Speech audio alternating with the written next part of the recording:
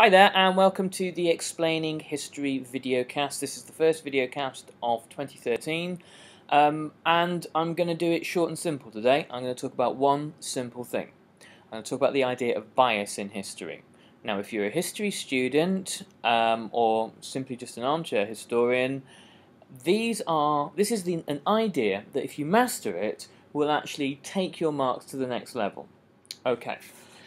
One of the traps that we get into in writing about history is looking at anything really that anybody has written and casting aspersions about it because it is biased. So if we are looking at a primary source, a book, say, by, let's take for example the obvious one, Mein Kampf by Adolf Hitler, we can look at it and say, this is an unreliable source because it is biased. Well, there's no doubting that Hitler was a man of strident opinion. But the very fact that it was written by a human being means that it's biased. That really, to call it biased is to say everything and nothing about it. I have biases, you have biases. Every human being you will meet in your life has biases because we all interpret the world in different ways.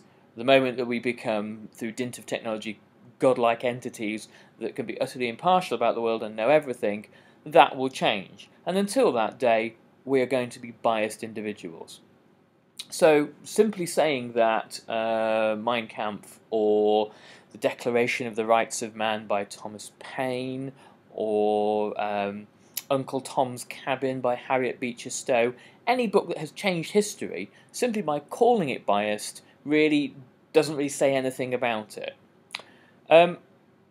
If we can take the bias, so if we have to wade through the incredibly boring and utterly mindless Mein Kampf and take paragraphs from it and see what Hitler is saying, then if we start from the standpoint that we already know the bias, then we can actually use the knowledge of Hitler's opinions and ideas and then place the source in a meaningful context.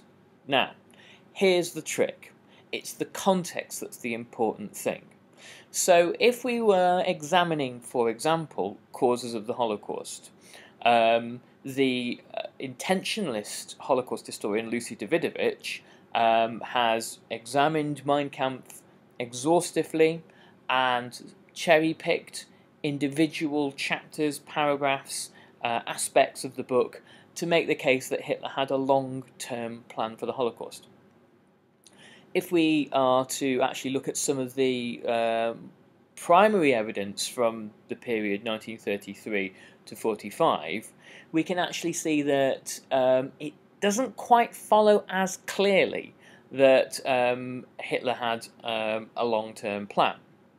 Certainly, some of the things he did don't chime with exactly what he'd set out in Mein Kampf.